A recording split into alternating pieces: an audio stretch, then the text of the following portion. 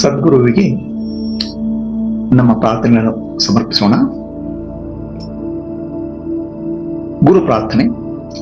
ಓಂ ಚೈತನ್ಯಂ ಶಾಶ್ವತಂ ಶಾಂತಂ ವ್ಯೋಮಾತೀತಂ ನಿರಂಜನಂ ನಾದಬಿಂದು ಕಲಾತೀತಂ ತಸ್ಮೈ ಶ್ರೀ ಗುರವೇ ನಮಃ.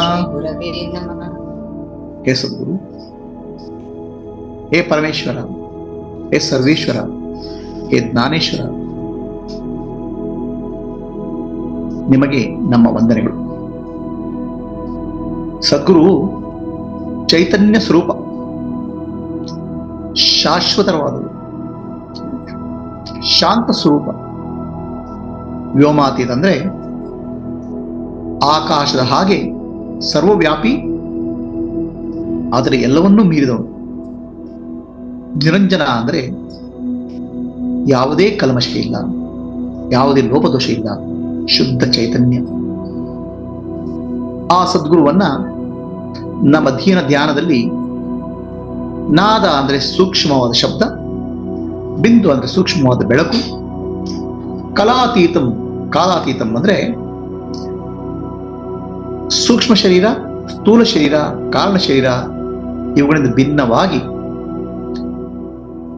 ನಮ್ಮ ಆತ್ಮಸ್ವರೂಪಿಯಾಗಿ ಆತ್ಮಜ್ಯೋತಿಯಾಗಿ ಕಾಣ್ತೀವಿ.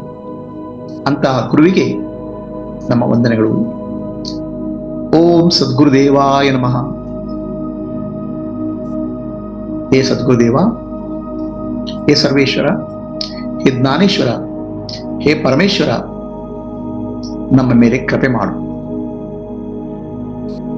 ಆಶೀರ್ವಾದ ಮಾಡು.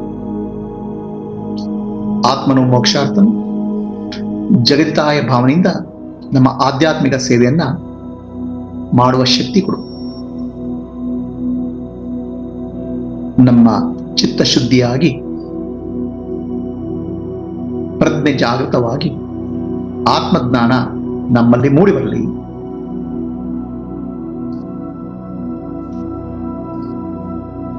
ಕರ್ಮಯೋಗ ಭಾವನೆಯಿಂದ